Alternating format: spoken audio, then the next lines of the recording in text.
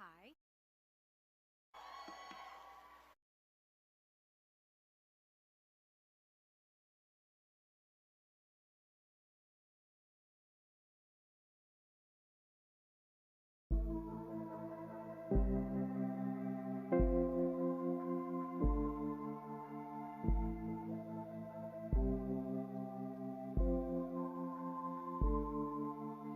Strength and devotion come without warning. You know when you know what to do. No simple scheming. You should be sleeping. Sometimes you just can't think it through. That's the way it is, love. Go whichever way you need to go. Nobody can tell you how to build your house of 7 swords. That's the way it is, love. Together and yet still we're on our own. Nobody can tell us how to build our house of 7 swords. Shaman won't tell you. Preacher will try to. You could take your time and take a trip. Let your eyes see hidden things. Your heart beat like a drum. Your eyes see hidden things. Your heart beat like a drum. That's the way it is, love. Go whichever way you need to go. Nobody can tell you how to build your house of 7 swords. That's the way it is, love. Together and yet still we're on our own. Nobody can tell us how to build our house of 7 swords.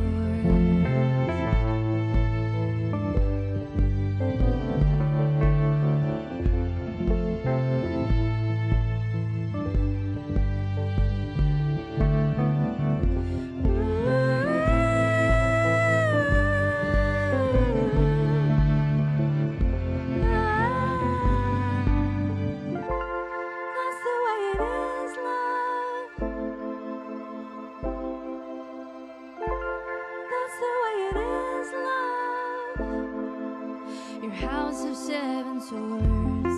That's the way it is, love.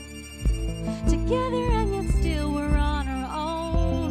Nobody can tell you how to build your house of 7 swords.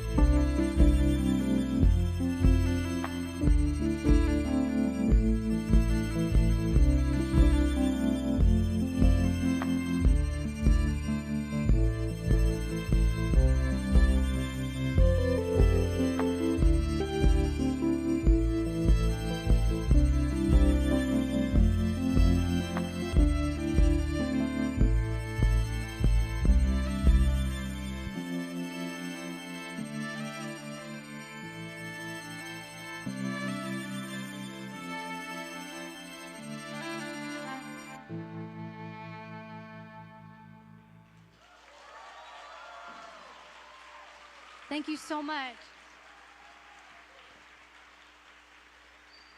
I am so excited to be here supporting Aaron Regunberg. He is such a wonderful person.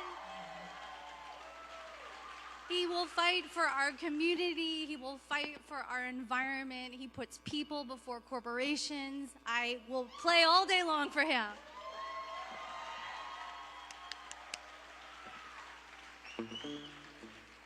Okay, hold on one second here. B11, B11. I'm not.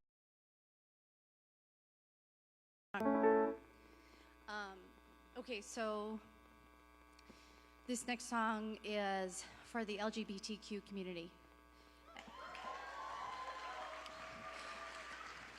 This is called Who's to Say.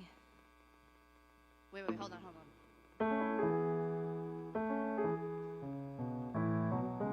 Got it.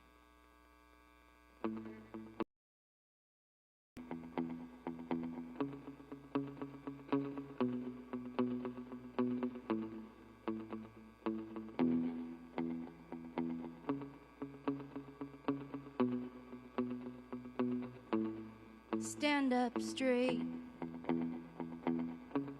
Do your trick. Turn on the stars, Jupiter.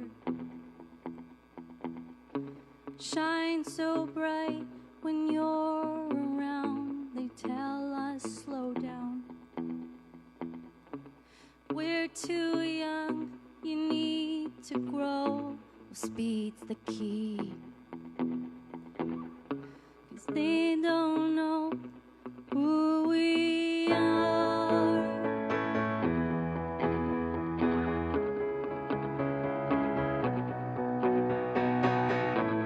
And who's to say we're not good enough? Who's to say this is not our love? Mother, don't tell me friends are the ones that I lose. 'Cause they bleed before you, and sometimes family are the ones you choose. It's too late now. I hold on to this life I found. And who's to say we won't burn it out? Who's to say we won't sink it down?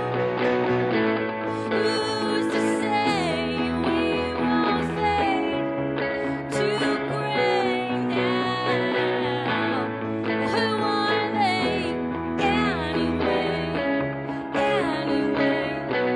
We don't know. And you say we're too young, but maybe you're too old to remember. And I try to pretend, but I just feel you when we're together. And if you don't believe me, you never really knew us. You never really knew.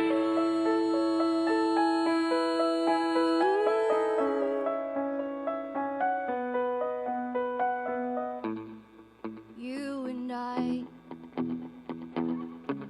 packing up my room, we feel alright. We're not welcome soon, we'll be driving. 'Cause they don't know who we are. Who we are. Who we are. Who we are. We are.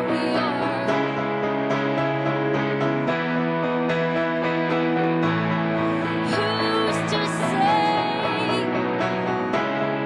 Who's to say? Who are they anyway?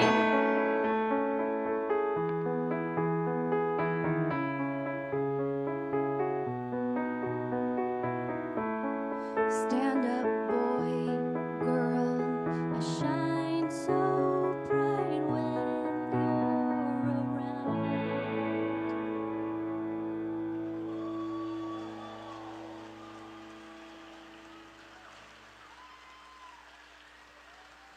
Thank you.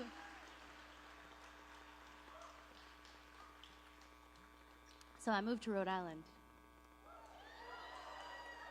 I'm loving it. I'm just really starting to I feel like I get it. 2 years now. We live in Warwick. So I just feel really lucky to be part of this community. Rhode Island's a pretty cool state. So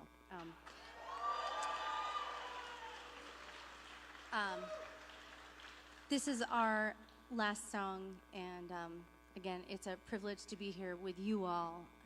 I hope you have a wonderful rest of your afternoon. All right, this goes like this.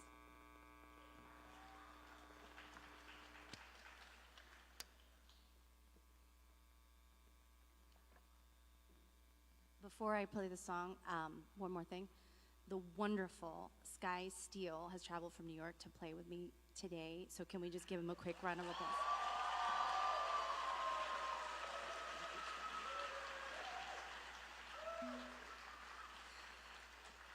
This may be the shortest show we've ever played, so I forgot to, yeah, okay.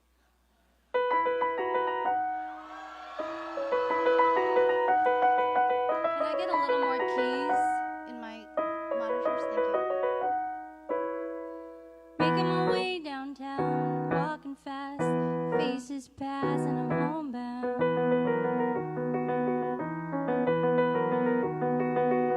Staring blankly ahead, I'm making my way, just making a way through the crowd.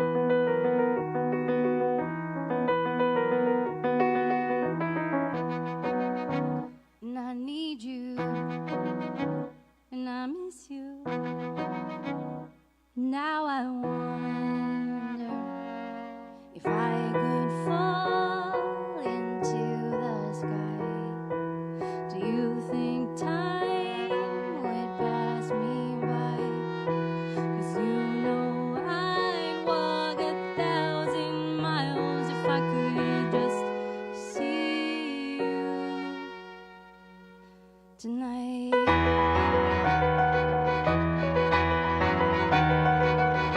It's always times like these when I think of you, and I wonder if you ever think of me. 'Cause everything's so wrong and I don't belong, living in your precious memory.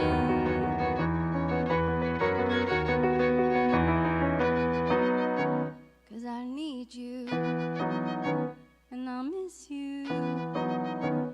Now I wonder if I could fall into the sky. Do you think time would pass me by? Oh, 'cause you know I'd walk 1,000 miles if I could just see you tonight.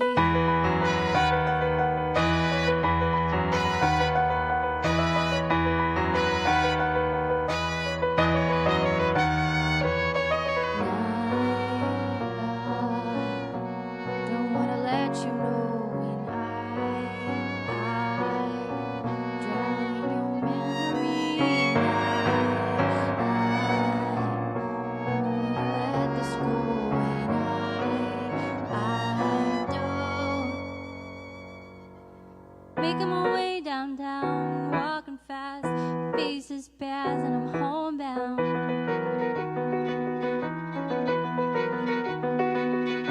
Staring blankly ahead, I'm making my way, just making a way through the crowd.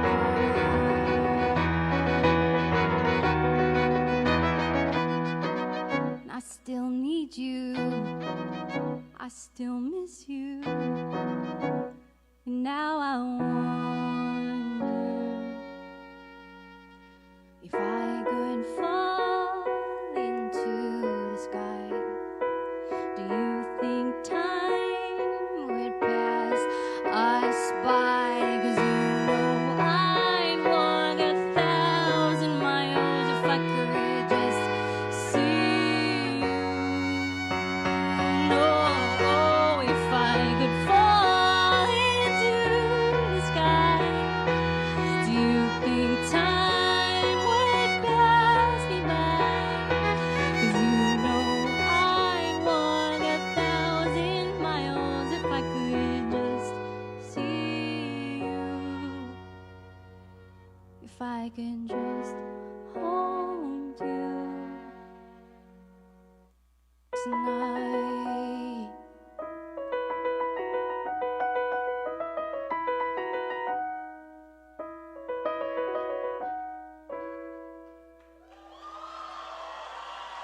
Thank you so much. Go Erin.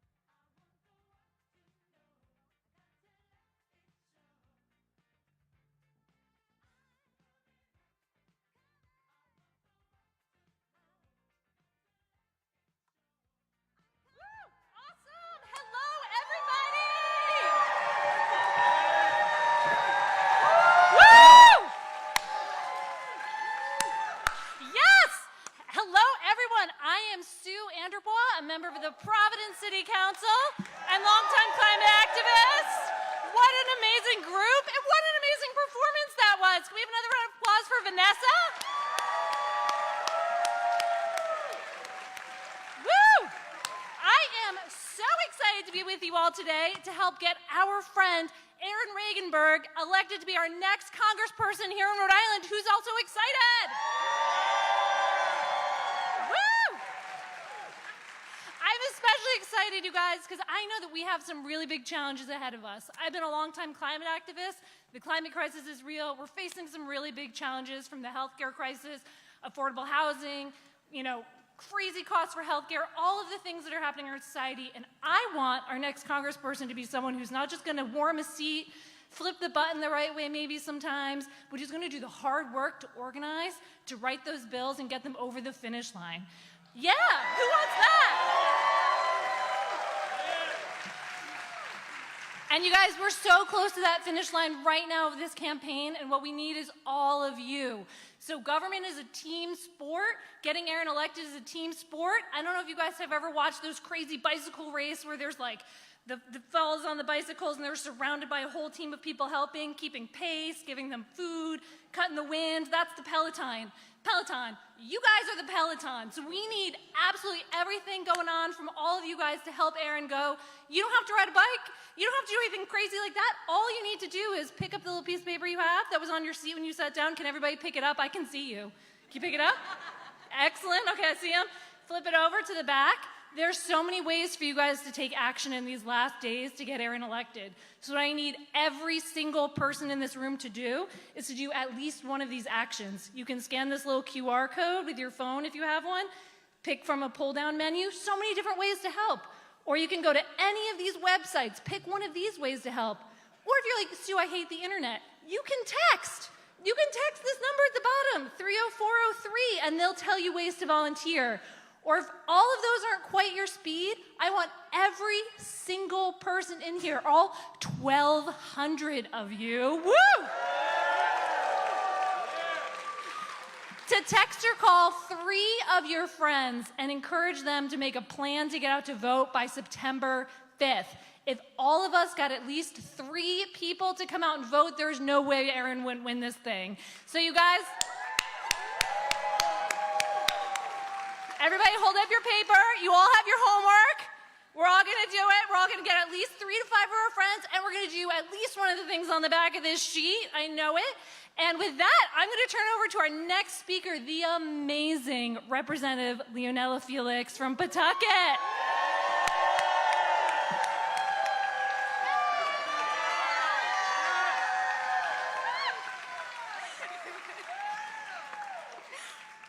Hello, everyone. Who's excited to be here today?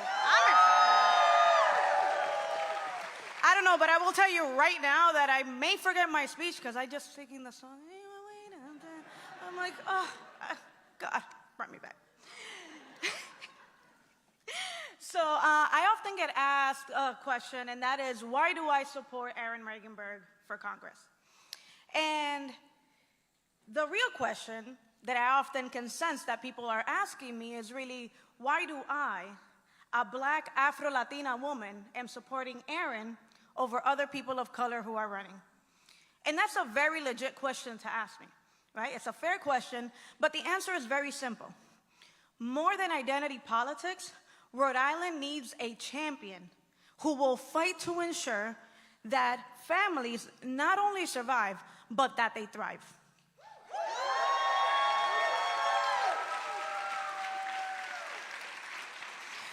The only candidate with a track record to do so, to fight for progressive policies, is Erin.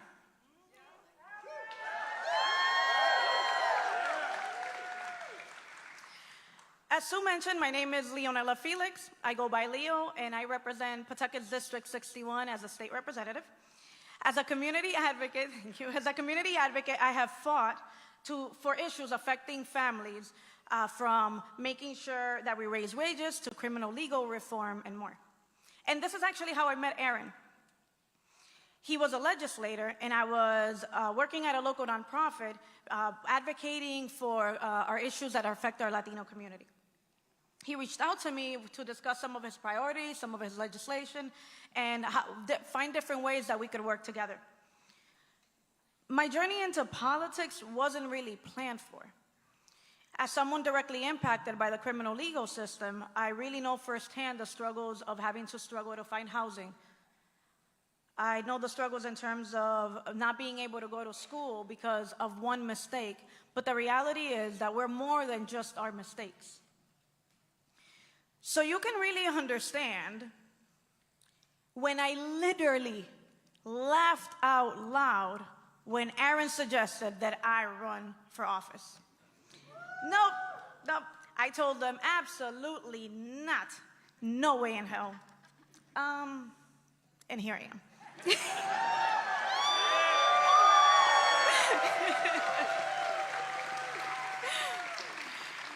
Being an advocate at the State House, and I don't know how many of you have gone to the State House in previous years, but being at the State House, I really didn't see that place as a welcoming space for people like me. But Aaron believed in me even when I didn't.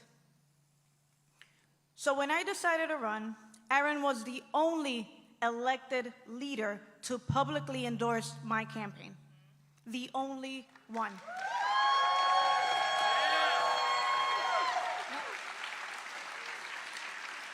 He came out, he taught me how to knock on doors, he taught me how to make the very dreaded fundraising calls. He donated his time, he donated his money. He came out in full support, not just that very superficial type of support, very strong support. The only elected leader, and that says a lot. I ran as a Working Families Party candidate, and Aaron is endorsed by the WFP, yeah.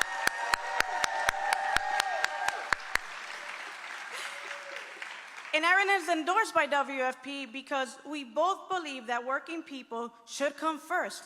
Isn't that like a really radical idea? I wonder why would we ever believe something so radical, right?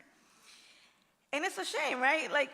Really, we need a leader who will stand up for families and not corporations. And that is Aaron. That is Aaron.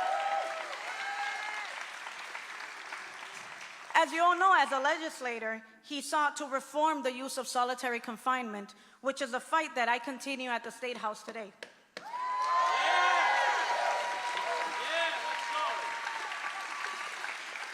Because of Aaron's efforts, every working person in Rhode Island has access to paid sick leave. And these are just some of the many progressive policies that Aaron has fought for and will continue to fight in Washington for all of us. And in fact, Aaron is the only candidate who is running who can actually stand by his track record of supporting families in our state. So when they ask me, why do I support Aaron? For these and many more reasons is why I support his run for Congress. Giving my time, giving my money, giving my efforts. And if every single one of us who is here today, who's at home listening, does the same thing, we will win this race.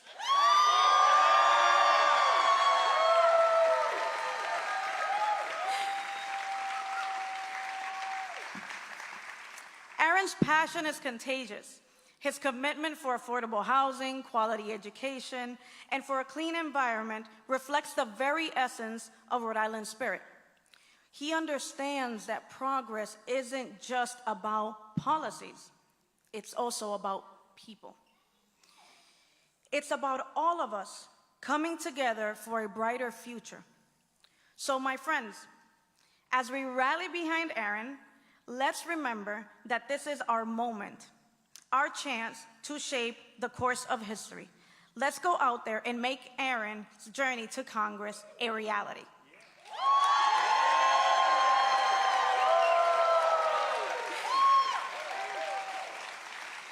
And we're not doing this alone.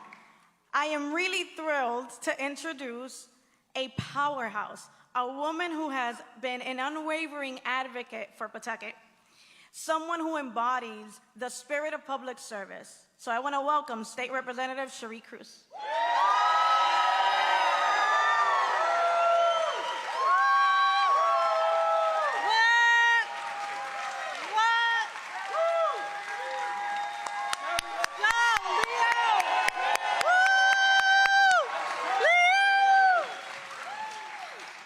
You know, I just want to add to, right before, well, while Leo was running, I was at a protest in front of district court, some criminal legal reform advocacy, and I remember Aaron came up to me and he said, listen, there's someone running in Pawtucket, someone who's been impacted, and she needs your help because no one else is supporting.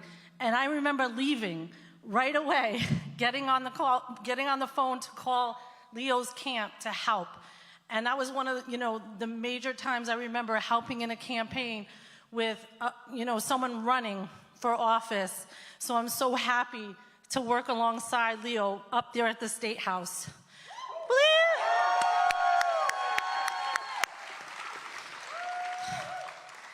My name is Cherie Cruz, and I'm a state representative of Pawtucket, the city where I was born and raised. Yeah. Yes, I'm someone who grew up in deep poverty in Pawtucket. Both my parents, when I was born, they were formerly incarcerated and never had the right to vote. It wasn't until 2006 that I got my right to vote back.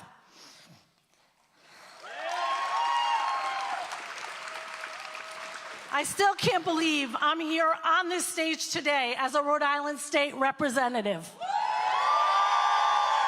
That's right.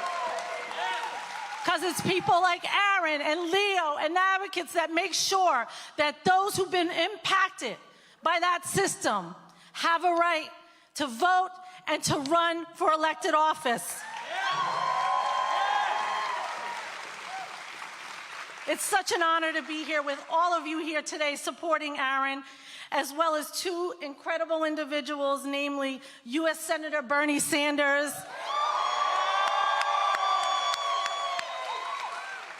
and our next U.S. State Representative, Aaron Regunberg. That's right.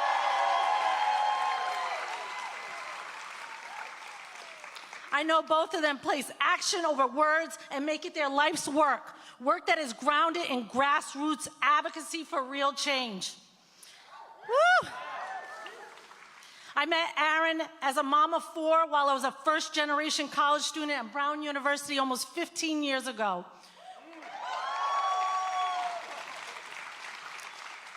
Throughout that time, I watched Aaron organize and fight on the ground and fought alongside him. I fought alongside Aaron for criminal legal reforms, where we linked arms with Aaron outside the only private prison advocating to have it closed down.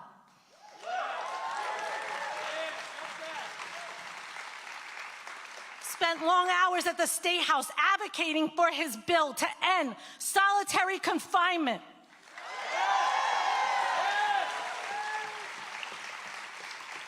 And pushed to end policies of the failed war on drugs. This fight's personal to me. Personal because I and many of my family members and loved ones within my community have been ever harmed by these failed policies. I and many of my family members experienced homelessness. Now as a tenant organizer with Reclaim Rhode Island, an org that was founded by volunteer leaders of our state Bernie's 2020 campaign. We fight alongside fellow tenants against slumlord abuses and for access to housing for so many struggling to get by. That's right. That's why we need Aaron in DC, because we need an organizer. We need a fighter like Aaron to get big things done on housing, and who we know will fight for housing justice.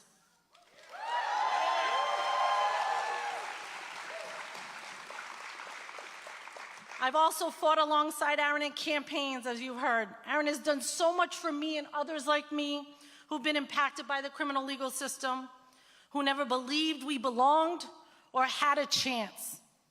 Aaron provided that belief and encouragement along with support from the Working Families Party. That's right, because that's what we need, all of us together to fight. And I know that Aaron, and I trust Aaron, to do the right thing, not because it's popular, but because it's right. Let's go, Aaron. That's why I ask you to join me in supporting Aaron Regunberg for Congress. That's right. We need you to donate. We need you to hit the doors. We need you to go out and vote. Get your friends to vote. Because we need a fighter. We need Aaron up there in D.C. representing us in District 1. Can I get some love from that? Can I get some love? That's right. You'll see me out there on the doors. You'll see me out there supporting that vote.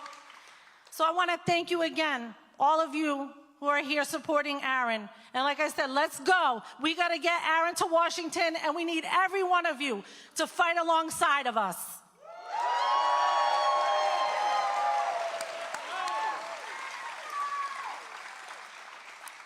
Next up, I'd like to introduce another powerhouse, another badass woman organizer and labor leader. The New York Times had named her America's most powerful flight attendant. That's right. Let's hear it for the International President of the Association of Flight Attendants, Sarah Nelson.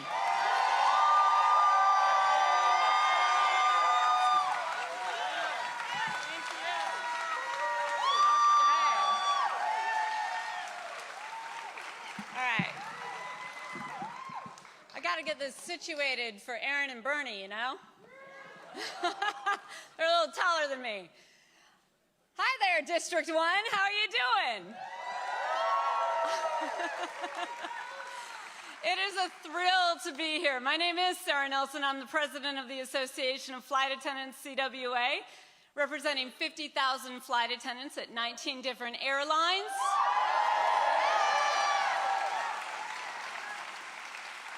And we even have some Breeze flight attendants in the audience tonight. They are organizing to become part of AFA.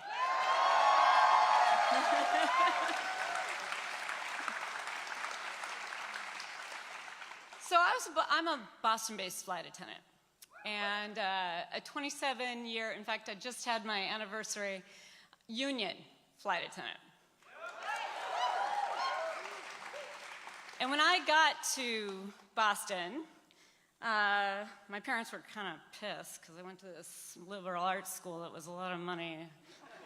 We split it. I had a lot of student loans to pay off too, but they were pissed until they got the 3 free flight benefits 6 months later. But I got there, and this is 1996, and it was 11 years after the flight attendants joined the pilots in a solidarity strike in 1985, which is one of the only strikes that happened after Ronald Reagan fired all the air traffic controllers in 1981 and told corporate America that it was an all-out assault on unions, on the right to strike, on our right to collectively bargain. And we've seen union density drop at the same time that productivity has gone through the roof and wages have remained flat. We're fighting for the same things that the labor movement was fighting for 100 years ago. My union was formed by a bunch of brave women who had to quit when they turned 30 or got married or got pregnant. They had to step on a weight scale until 1993. You couldn't be a man. We fought for the right to have for men to have equal rights on the job too. You're welcome, guys. And we won one of the first contracts, definitely first contract in the airline industry, to have domestic partner benefits, which was the first rung in fighting for marriage equality for people across the country.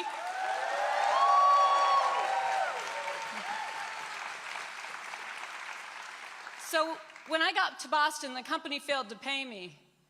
And it was my union that helped me out. That was my introduction to my union. But my union also talked about the importance of solidarity and which side we're on. And I got an incredible education. And then came 9/11, 5 years into my career.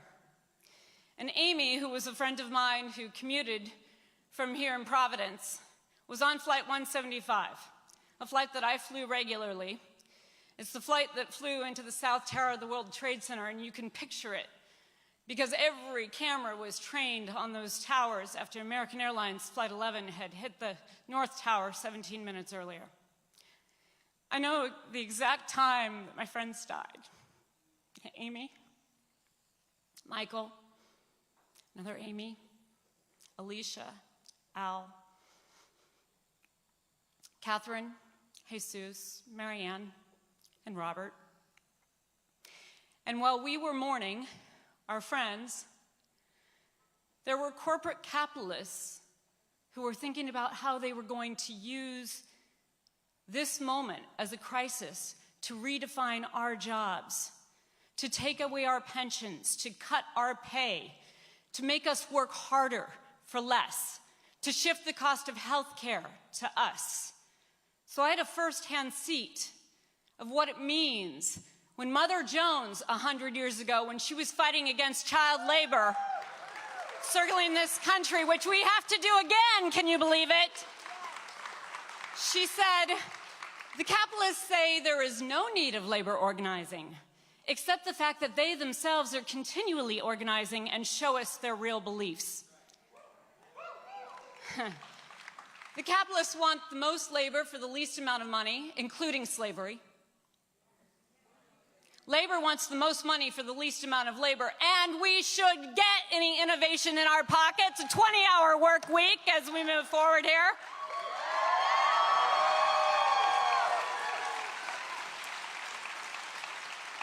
Labor, she went on to say, labor produced all the riches in this country and built the world's palaces, but neither dwells in those palaces nor spends the profits that we create. If you would only realize that you hold the whole solution in your hand, for if every worker in America, across every industry, were simply to stop working, the capitalists would yield to any and all demands because the world could simply not go on.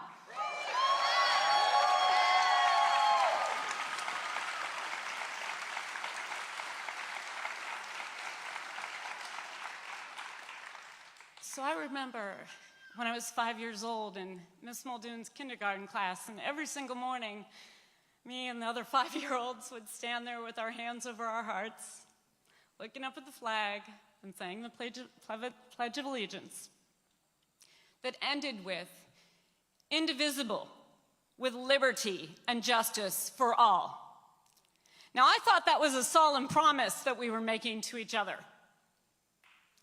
And so, when it was time to stop Donald Trump in his tracks of trying to distract us with racist fear-mongering, talking about a government shutdown that went on for 35 days over a border wall, supposedly, what that was really about was trying to complete what the GOP had been trying to do for 50 years, which is completely dismantle our government. You see, if there was a major accident, power would accrue to the executive. If there was a terrorist attack, power would accrue to the executives and they could make change. Don't worry, we'll save you, we'll privatize everything. And if nothing happened, they would say that their attack on federal workers was right, that we don't need all that bureaucracy. Look, everything's fine. There was no political solution there. And so we said, we're going to strike, and the entire labor movement needs to talk about a general strike to end this shutdown.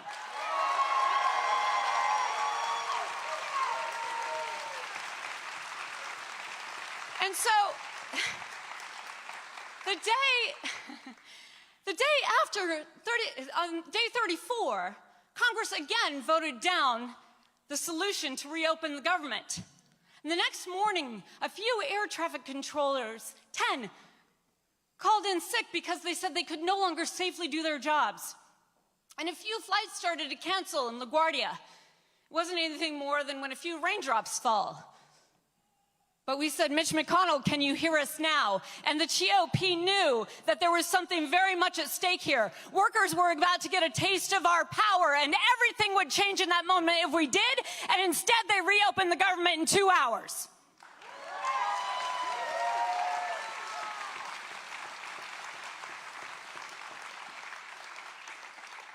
So we have to understand that this country is for the people. That's what it says. That's what it says right up front, doesn't it? And in order to form a more perfect union, the people need unions. Women especially, run unions, join unions. We need you like never before.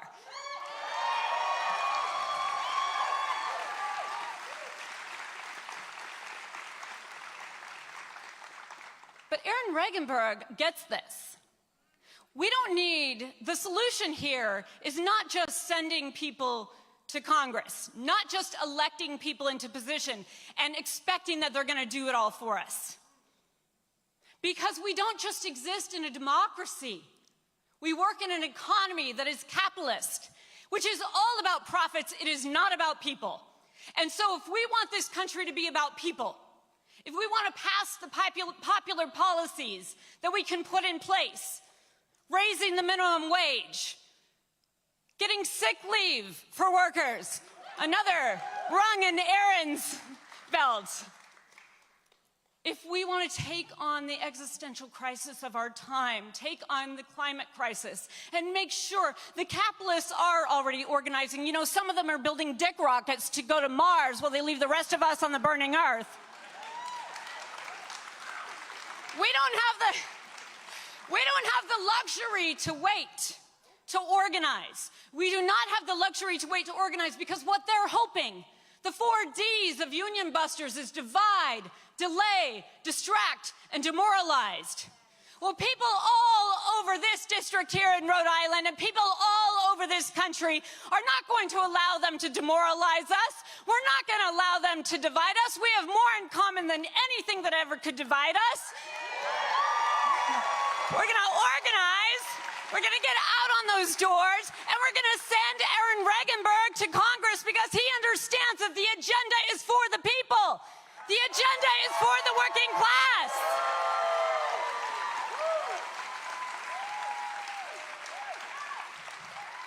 And we have to exercise that muscle every single day. You know, I love to feel the burn. Because that means we're getting stronger. Struggle makes us stronger. We can't shrink away from that. We have to embrace it and take it on together. And understand that the things that we won 100 years ago, Medicare, Social Security, the right to join a union, the right to strike, the 8-hour day, the weekends, these are applause lines now. Who has an 8-hour day? Who doesn't work on the weekend? Who owns their own time? Who can call in sick when you're sick and take care of your family? Well, here in Rhode Island you can, thanks to Aaron.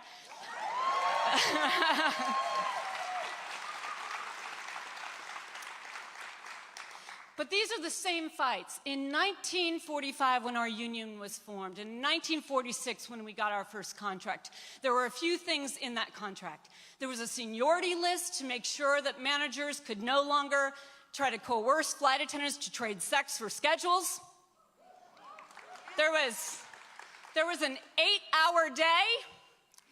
There was a huge pay raise and there was a disciplinary grievance process. But that 8-hour day that we won in that first contract was not because the flight attendants had just organized and used power on our own. It was because working people all across this country had said that we deserve to have a life. We deserve to have bread and roses too. 8 hours of work, 8 hours of rest, 8 hours for what we will.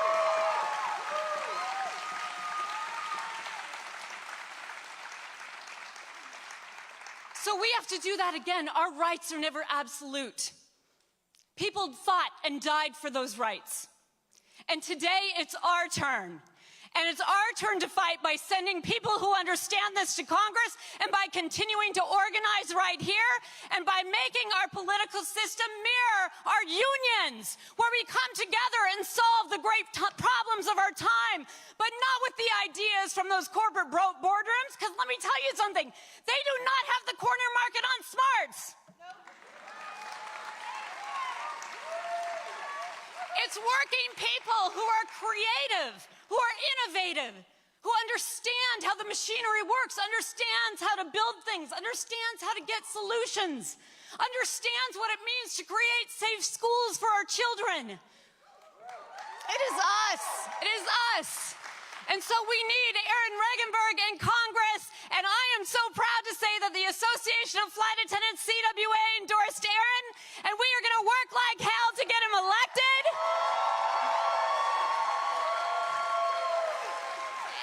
And I have to say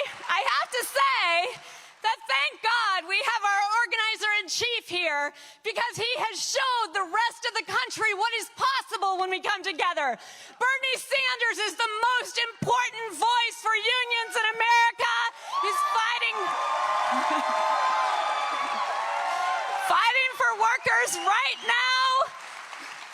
I love Bernie, I love Aaron, and we're gonna do this together, Rhode Island. Let's go.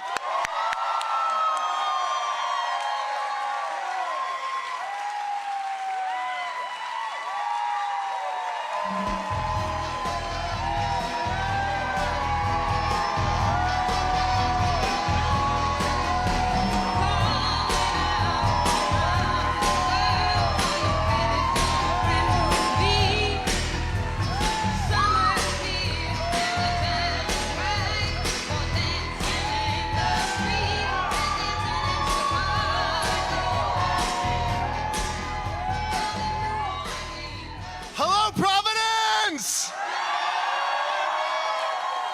Hello, Rhode Island! Wow, you have no idea how beautiful you look right now. My name's Aaron Regunberg, and I want to thank you all so much for coming together today and joining our fight for the future we deserve.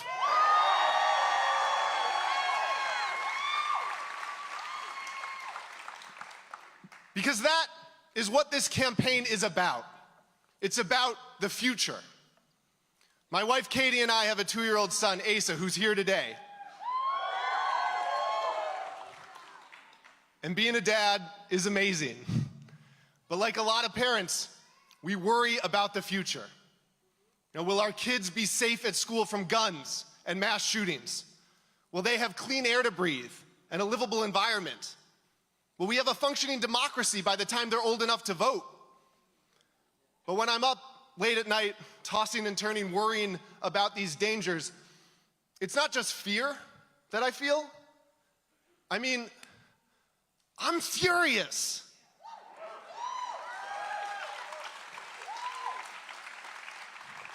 Because it's not an accident that more kids die from guns in this country than anywhere else on the planet, right?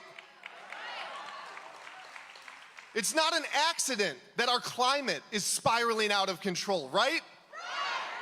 It's not an accident that so many working people are struggling right now while corporate profits are literally hitting record highs.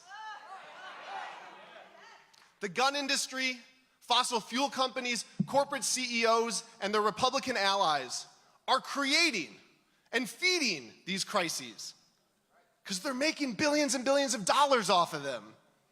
Right? And meanwhile, while they're ripping us off and raking in that cash, they're trying to distract us, right? They're trying to put the blame for the pain that folks are feeling right now onto immigrants, right? Onto queer and trans folks. They're trying to sow division and hate among everyday people so we don't notice that it's them who's taking away our rights, right? It's them who's attacking our democracy.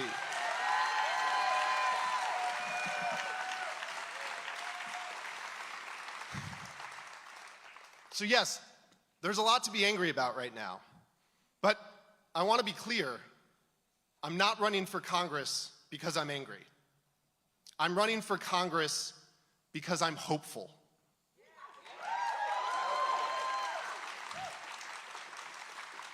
And I want to talk about hope for a minute, and not just because it's on our state flag, but because I believe feeling hope is a really essential part of this work that we're a part of our movement, of our fight for justice, for a fair economy, for a government that works for people, not just corporations, and for a livable future.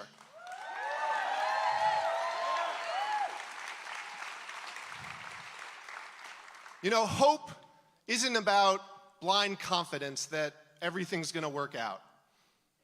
And it's not about pretending that everything's okay when it's not. In fact, if everything were okay, we wouldn't really need hope. As a writer who I follow recently wrote, people assume you can't be heartbroken and hopeful at the same time. And of course you can, because hope is not happiness or confidence or inner peace. It's a commitment to searching for possibilities. I want to say that again. Hope is a commitment to search for possibilities.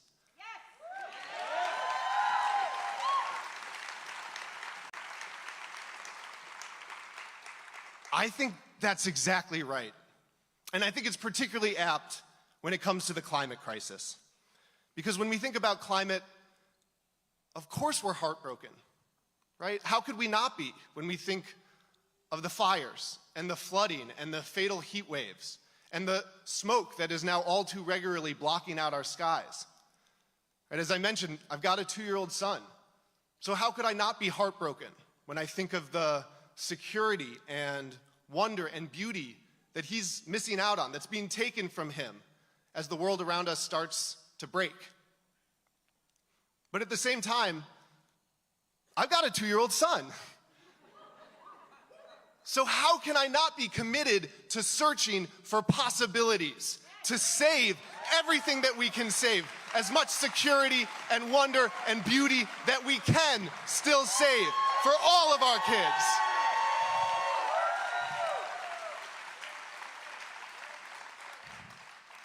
The truth about the climate crisis, and it's the same as the truth about our fights to defend our democracy from the rising threats of fascism, and our fight to make healthcare in this country a human right, in fact, not just an opportunity for corporations to profit.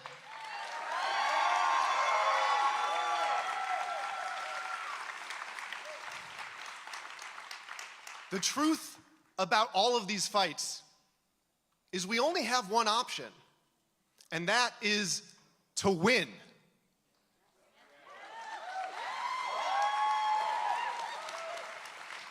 The stakes are too high. There are too many people counting on us.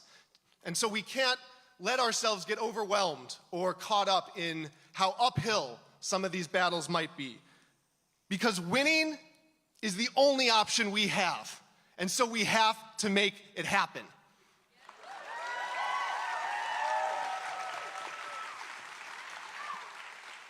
And here's the thing, here's the good news. We can make it happen, right? We can secure a better future. We can win real change. Yes, we can.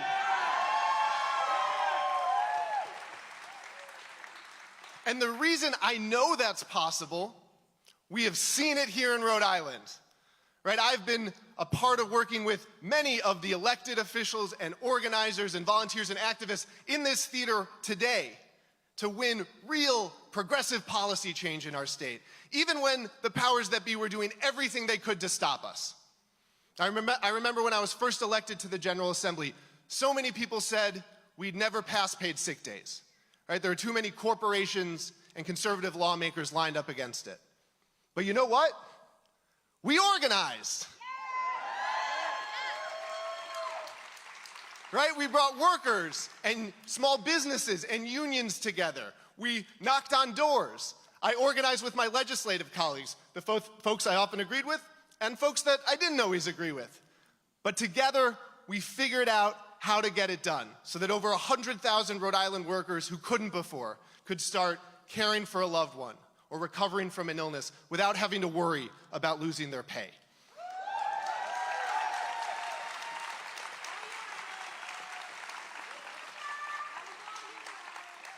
And that's the same approach that we took to winning the first pay increase for tip workers in our state in 20 years.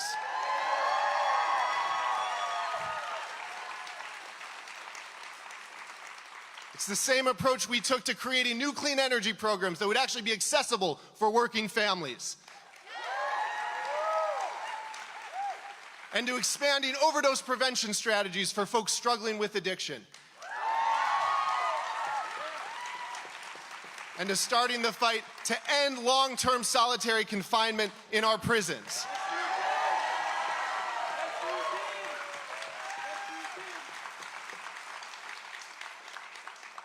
You know, in all these battles, there were obstacles, there were powerful entrenched interests, but we organized, we brought people together, and we figured out how not just to fight, but how to win.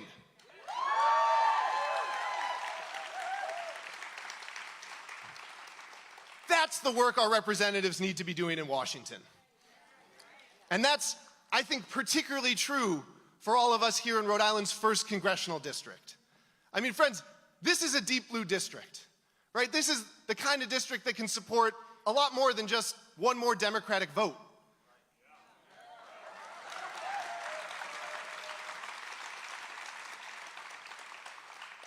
This is a district that can support someone who's actually going to organize up there.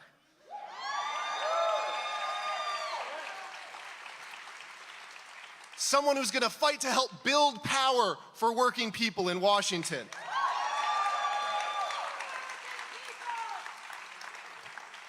Someone who's ready to stand up to Republicans and to corporate lobbyists with every tool that they've got.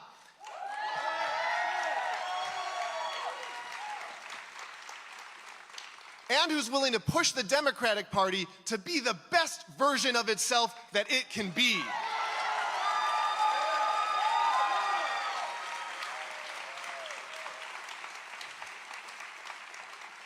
That is why we're in this race.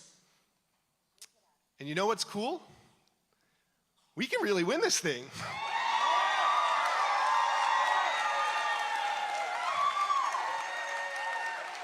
I mean, we have a great path to victory next Tuesday, September 5th.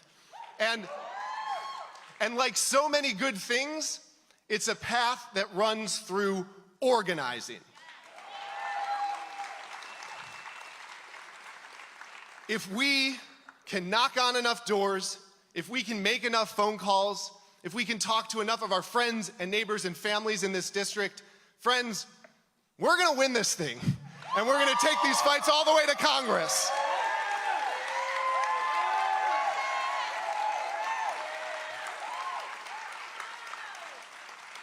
But here's the thing, we can't do it alone. We need to work together. And that's why I'm asking each of you, if you're excited about this campaign, please sign up for a volunteer shift. And if you can't do that, talk to your friends and neighbors in the district. If everyone in this theater talked to 3 of their friends, man, there's not enough corporate lobbyists and corporate PAC money out there to stop us.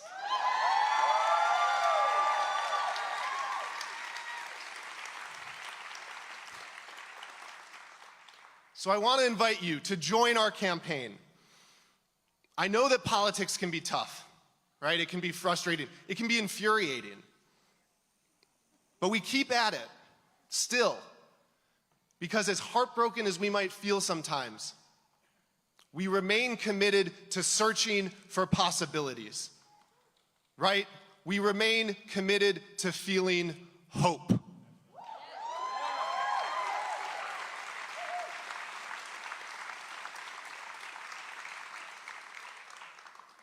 And speaking of hope, I can't think of anyone who represents that idea better than our next speaker.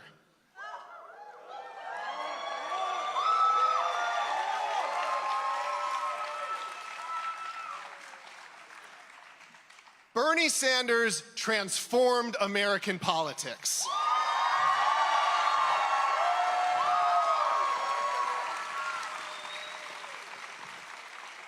And I know, because I was in office before Bernie's run in 2016 and after. Right? I was a state representative here before he swept Rhode Island in that primary and afterwards. And believe me, the change was dramatic.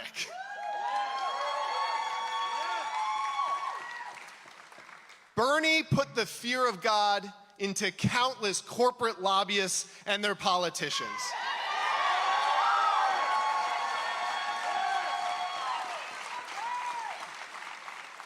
Because he reminded millions of Americans and Rhode Islanders that politics doesn't have to be about big money and power games, right? Politics can be about improving our lives.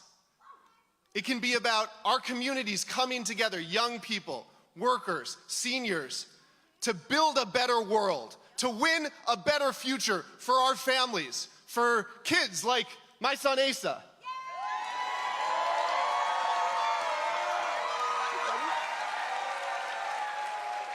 And for all of our children. That's what Senator Sanders will always represent to me. And so I want to ask you all to join me now in welcoming our friend Bernie back to Rhode Island. Power to the people! Power to the people! Power to the people! Power to the people! Power to the people! Power to the people right home!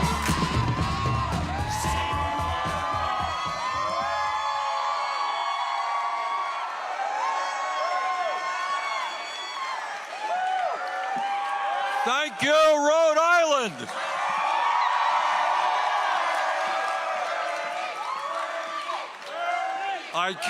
I can't see you very well, but I can hear you. Thanks for being here today.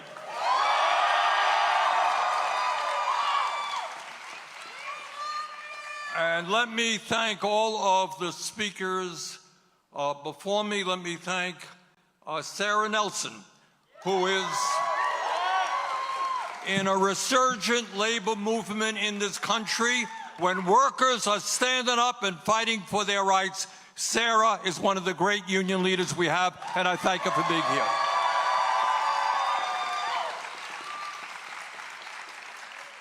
Let me tell you why I am here: to make sure that Aaron becomes the next congressperson from Rhode Island. Brothers and sisters, we are living in the most difficult times in our lives. And if sometimes you feel a little bit overwhelmed, and sometimes you got a little bit depressed, and sometimes you feel anxious, trust me, you are not alone. The problems we face are extraordinary, but I believe now, and I have always believed, that when we stand together, working people and seniors and young people and black and white and Latino, Native American, Asian American, when we are prepared to take on the greed of the big money interest, nothing will stop us.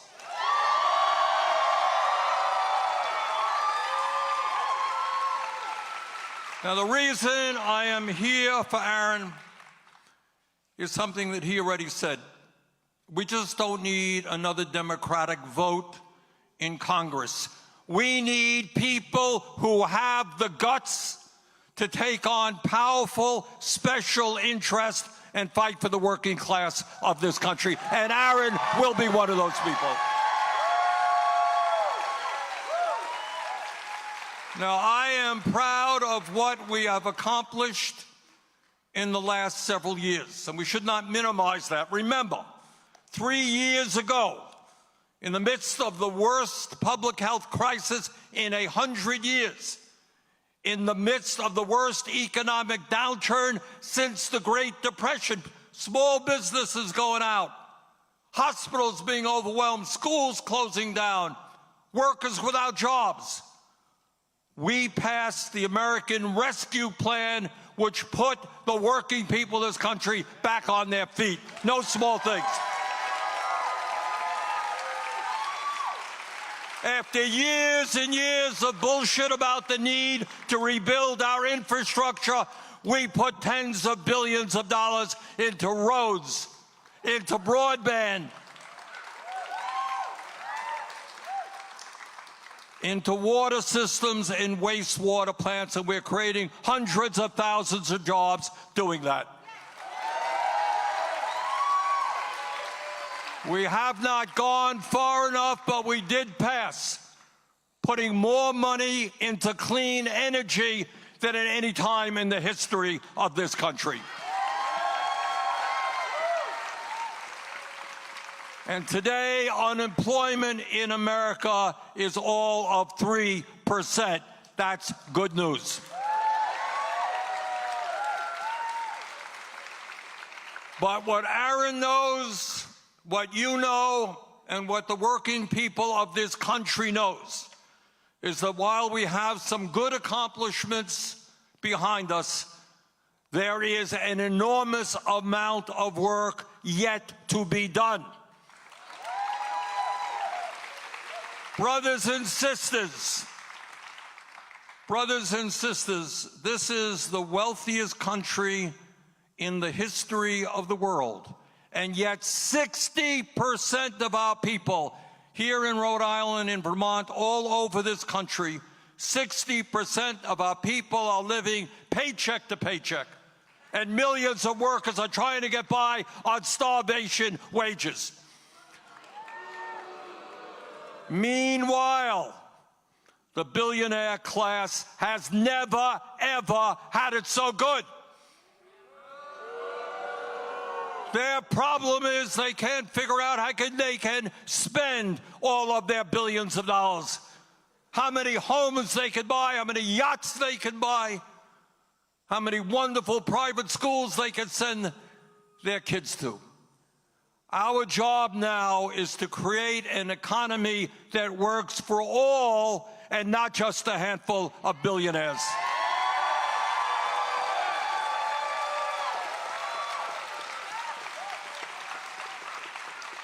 So at the top of the list is we are going to have to tackle the outrageous level of income and wealth inequality that exists in America today. Now, they don't talk about it much. They don't talk about it much in Congress. We don't talk about it much in the corporate media.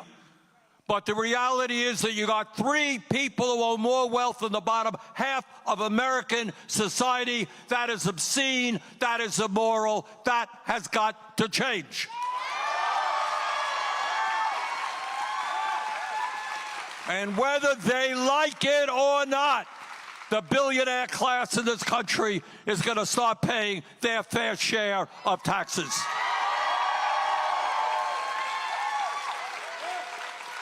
And we don't talk about it much. I mean, one of the problems that we have is that the most important issues facing the working families of this country are not talked about in Congress or in the corporate media. But Aaron understands those issues. He will talk to them. He will fight for those issues.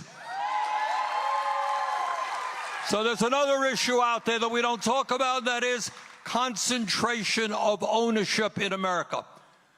You know, we have this myth in America that we are a nation of small business and competition and vigorous startups.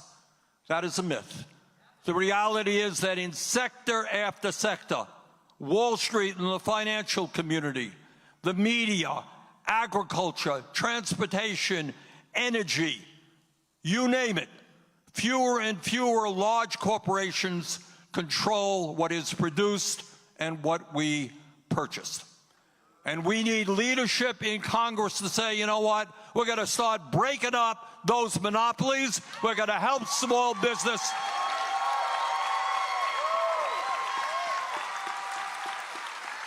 And one of the myths that's been circulating in recent years is that the inflation that we have gone through, and we're thankful that inflation has gone down from 9% to 3%. That's pretty good.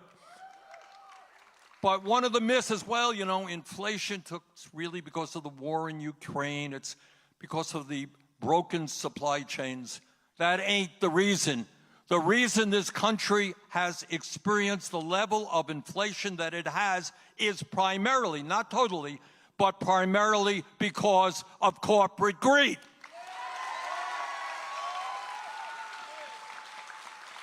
When you go to the grocery store, brothers and sisters, and you pay high prices for food, understand that the food industry is enjoying record-breaking profits. When you fill up your gas tank at the service station, understand that ExxonMobil and their friends are enjoying record-breaking profits. When we pay by far the highest prices in the world for prescription drugs, understand the pharmaceutical industry is making tens of billions of dollars a year in profits. And on it goes. These rulers of the universe think they have a right to have it all, and what Aaron believes, what I believe, and you believe, we are going to prevent that from happening.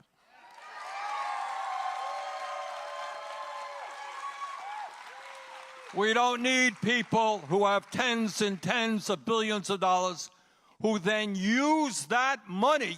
They don't stick it under their mattresses. Then they go out in a corrupt political system and buy elections.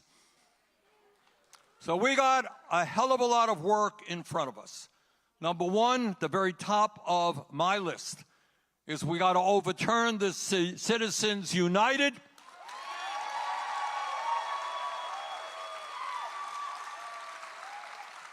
And we have got to move to public funding of elections. Democracy is not billionaires buying elections. It is one person, one vote. Number two, and Aaron touched on this, as a nation, we have got to join the rest of the industrialized world and understand that health care is a human right, not a privilege.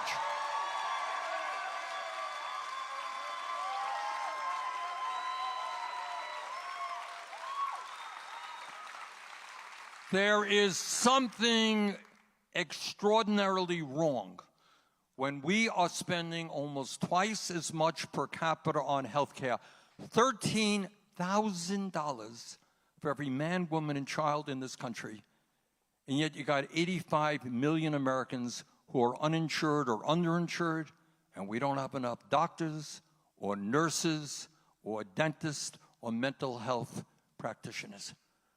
We need to take on the greed of the insurance companies and pass a Medicare for all single-payer system.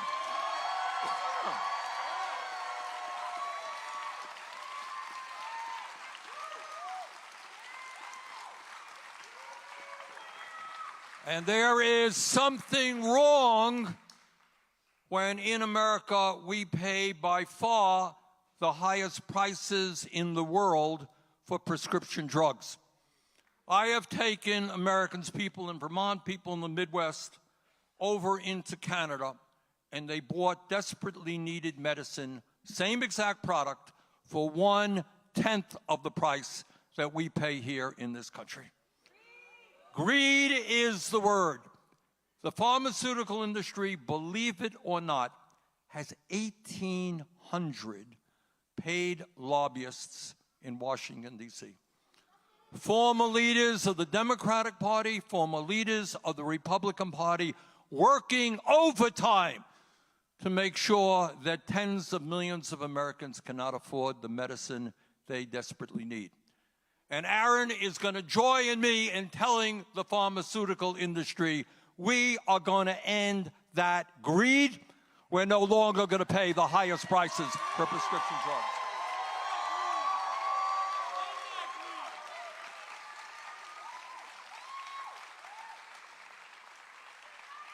And Aaron understands that education and the needs of our young people have everything to do with the future of this country. There was once a time, not so many years ago, when the United States led the world in the number of our people who were college graduates and in the quality of our public educational systems. That is not the case today. Today, insanely, we got 45 million people who are struggling with student debt for the crime of trying to get an education. We need fundamental reform. We need to make our public colleges and universities tuition-free. We need to cancel student debt.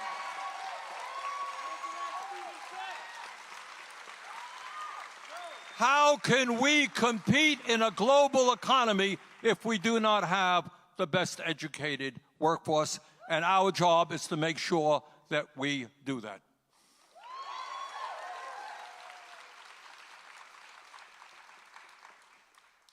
And when we look to the future, we also look to the growth of artificial intelligence and robotics. And in my view, you can look at that very important issue in one of two ways. You can say that it is all right for the large corporations who are going to use robotics and artificial intelligence to throw millions of workers out on the street as they enrich themselves. Or you could look at the new technologies and say, wow, we are going to see a significant increase in worker productivity, and it is going to be workers who benefit from that increased productivity.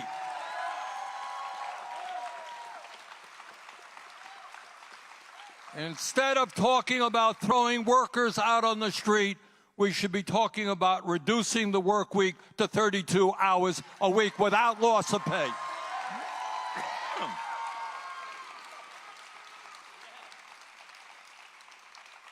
And when we talk about the issues that we face, they are not only economic, they are not only social, but they also are obviously issues dealing with climate. I was just on a TV show this morning, and the guy who was on before me was talking about, a Republican guy was talking about how climate change is essentially a fraud. And that type of discourse is not only pathetically stupid, it is incredibly dangerous.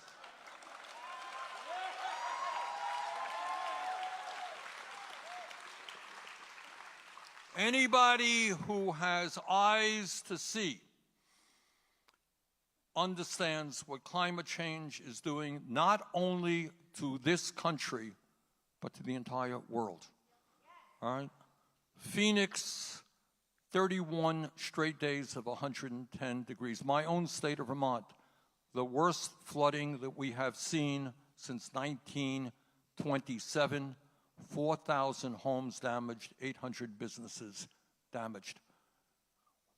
You're seeing in China flooding, which has displaced 1.5 million people as the temperature there goes to record levels. In Iran, they had to shut down their country because the temperature was so warm. Massive heat waves in India. In southern Africa, the poorest part of the world, millions of people are facing hunger and starvation because of droughts and flooding and their inability to grow their crops. In my view, this is not the moment for another Cold War with China. This is not the time to increase military spending.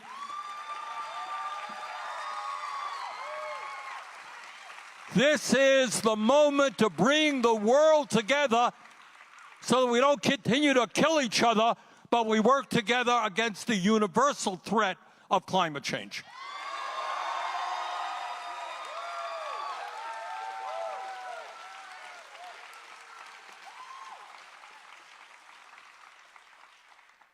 So what this campaign here in Rhode Island is about, it's not just electing another member of Congress.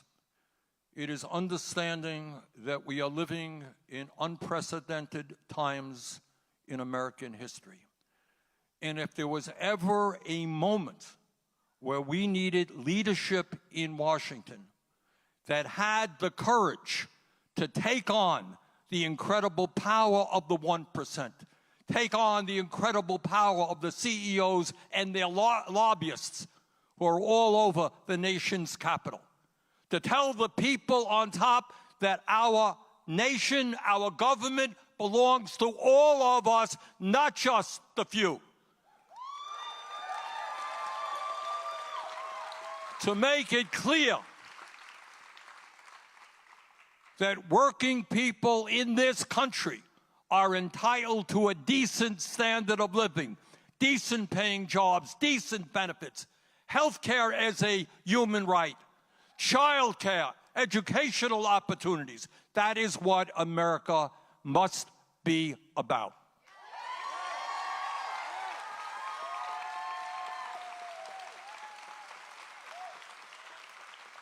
So, brothers and sisters, this is a fight that Aaron alone will not be waging, I alone will not be waging. The only way we win this is when we bring our people together.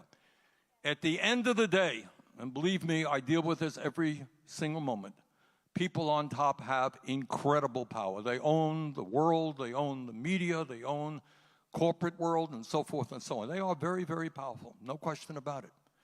But at the end of the day, if we have the courage to stand up to those who want to divide us up based on the color of our skin, our sexual orientation, where we were born, our religion, if we have the courage to bring our people together, at the end of the day, 99% is a hell of a lot bigger number than 1%.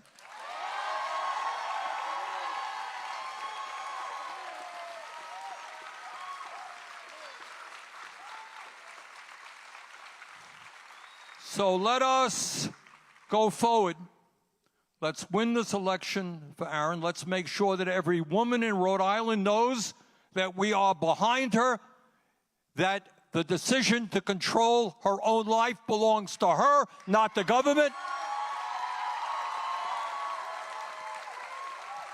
Let's make sure that our friends in the LGBT community know we're going to fight bigotry every step of the way.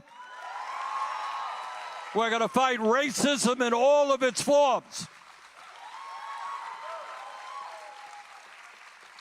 Now is the time for a political revolution of working families coming together, telling the people on top, this country belongs to all of us. Elect Aaron, and we're going to take a strong step forward in doing just that. Thank you all very much.